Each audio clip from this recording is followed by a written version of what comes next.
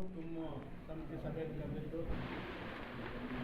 ನಮ್ಮೆಲ್ಲ ಗೌರವಾನ್ವಿತ ಸದಸ್ಯರು, ನಮ್ಮ ತಹಸೀಲ್ದಾರರು ಆಗಿದ್ದು, ಈ ದಿನ ಸುಮಾರು 10 ಫೈಲ್ ನಮ್ಮ ಎದುರುಗಡೆ ಬಂದಿತ್ತು. ಅದರಲ್ಲಿ 6 ಕ್ಲಿಯರ್ ಮಾಡಿದ್ದೀವಿ. 5 ನಮಗೆ ಫಾರೆಸ್ಟ್ NOC ಬೇಕಾಗಿತ್ತು. ಈ ಸಮಿತಿಯಿಂದಲೇ ಅವ್ರಿಗೆ ಕಲಿಸ್ಬೇಕು. ಈ ಸಮಿತಿಯಿಂದ ಇವತ್ತು NOCಗೆ ಫಾರೆಸ್ಟ್ ಕಲಿಸಿದ್ದೀವಿ. ನೆಕ್ಸ್ಟ್ ಮೀಟಿಂಗ್ ಅಷ್ಟೊತ್ತಿಗೆ ಅರಣ್ಯ ಇಲಾಖೆ NOC ಬಂದ ತಕ್ಷಣ ಅದನ್ನು ಮಾಡಿಕೊಡ್ತೀವಿ. ನಾನು ನಮ್ಮ ತಹಸೀಲ್ದಾರ್ ಸೂಚನೆ ನೀಡಿದ್ದೀನಿ, ನಿಮ್ಮ ಮೇಲೆ 15 ದಿವಸಕ್ಕೆ ಇಲ್ಲ 1 ತಿಂಗಳಿಗಾದ ಒಂದು ಮೀಟಿಂಗ್ ಮಾಡಲೇಬೇಕು. ಇರುವಂಥ ಅರ್ಜಿಗಳನ್ನು ಫಸ್ಟು ಕ್ರೋಢೀಕರಿಸಿ, ಒಂದು ಹಲ್ಲಿಗೆ ಹೋದರೆ, ಫಾರ್ ಎಕ್ಸಾಂಪಲ್ ಬೆಲ್ಲಾಲಪಲ್ಲಿಗೆ ಹೋದರೆ ಬೆಲ್ಲಾಲಪಲ್ಲಿ ಒಂದೇ ಮಾಡ್ಕೊಳ್ಬಾರ್ದು, ಇರೋದೆಲ್ಲ ಮಾಡ್ಕೊಂಡು ಬರಬೇಕು. ಅವ್ರು ಕೇಳದೆ ಇರಲಿ, ಕಮಿಟಿ ಮುಂದೆ ವಾಸ್ತವಾಂಶ ಇಡಬೇಕು ಅಂತ ಹೇಳಿದ್ದೀನಿ. ಯಾಕಂದರೆ ಕೆಲವು ಅಧಿಕಾರಿಗಳು ಯಾರು ಕೇಳಿದ್ರೆ ಅವ್ರು ಮಾತ್ರ ಕಳಿಸ್ತಾರೆ, ಅದು ತಪ್ಪಾಗುತ್ತೆ ಅಂತ ಹೇಳ್ಬಿಟ್ಟು ಒಂದು ಹಲ್ಲಿಗೆ ಹೋದರೆ ಎಂಟೈರ್ ದರಖಾಸ್ತು ಏನೇ ಹಾಕಿದ್ರು ಅದು ನಮ್ಮ ಸಮಿತಿ ಮುಂದೆ ಬರಬೇಕು. ಆ ಥರ ಮಾಡಿದ್ದೀವಿ. ಇನ್ನು ಮೇಲೆ ಸ್ವಲ್ಪ ಚುರುಕಾಗಿ ಮಾಡಿ, ಇಷ್ಟು ದಿನ ನಮಗೆ ಹೊಸ ತಾಲೂಕು ಆದಮೇಲೆ ಆ್ಯಪ್ ವರ್ಕ್ ಆಗಲಿಲ್ಲ, ಇನ್ನೂ ಕೆಲವು 8 ಹಳ್ಳಿಗಳು ಇನ್ನೂ ಆ್ಯಪ್ ವರ್ಕ್ ಆಗ್ತಾಯಿಲ್ಲ. ಆ ಸಮಸ್ಯೆ ಇದ್ದಿದ್ದರಿಂದ ಸ್ವಲ್ಪ ತಡ ಆಗಿದೆ. ಇನ್ನಂತೂ ಬೇಗ ಮಾಡಿ ಪಾಪ ಬಡವರಿಗೆ, ಕಡು ಬಡವರು ಯಾರಿದ್ದಾರೆ, ಭೂರಹಿತರು ಯಾರಿದ್ದಾರೆ, ಅವ್ರ ಜಮೀನು ಕೊಡುವಂಥ ಕೆಲಸ ಅಂತೂ ನಾವು ಮಾಡ್ತೀವಿ.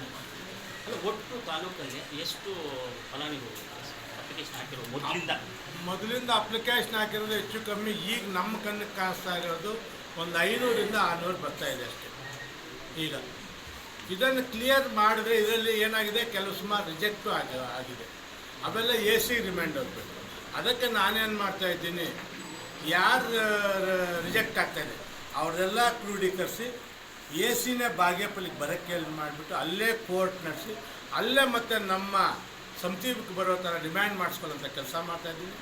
ನಾನಂತೂ ನಿಶ್ಚಯ ಮಾಡಿದ್ದೀನಿ, as A span of 6 months ಒಳಗಡೆ ಆಲ್ಮೋಸ್ಟ್ ಎಲ್ಲ ಅರ್ಜಿನೂ ಕ್ಲಿಯರ್ ಮಾಡಬೇಕು. ಕೊಡುವಂಥ ಯಾರು ಭೂರಹಿತರಿದ್ದರೆ ಜಮೀನು ಕೊಡುವಂಥ ಕೆಲಸಕ್ಕೆ ನಾನು ಮಾಡ್ತೀನಿ.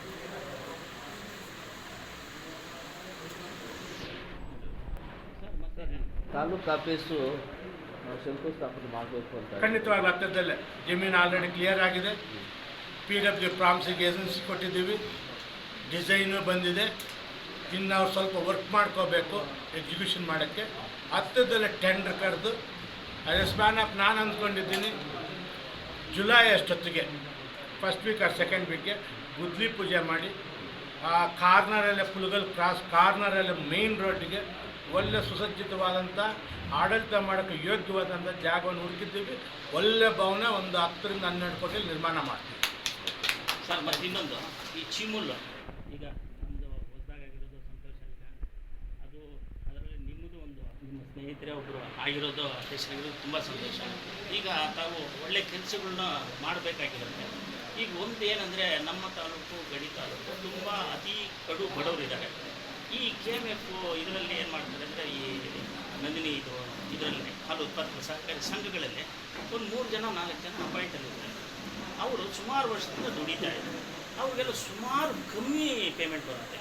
2013ರಲ್ಲಿ ಸರ್ಕಾರನೇ ಈ ಒಂದು KMF ಏನಿದೆಯೋ ಅದನ್ನೆಲ್ಲ ಮಿನಿಮಮ್ ವೇಜಸ್ ಮಾಡಿ ನೀವು ಅಪ್ಗ್ರೇಡ್ ಮಾಡಿಬಿಟ್ಟು ಮಿನಿಮಮ್ ವೇಜಸ್ ಮಾಡಿ ಅಂತ ಹೇಳ್ತಾ ಇದ್ದಾರೆ. ಇದನ್ನು ನೀವು ನಿಮ್ಮ ಗಮನಕ್ಕೆ ಬಂದಿದೆಯಾ ಇಲ್ವಾ? ಇಲ್ಲ ಸ್ನೇಹಿತರೆ, ನನ್ನ ಗಮನಕ್ಕೆ ನೀವು ಈಗ ತಂತಿದ್ದೀರಾ, ನನ್ನ ಗಮನದಲ್ಲಿ ಇಲ್ಲ.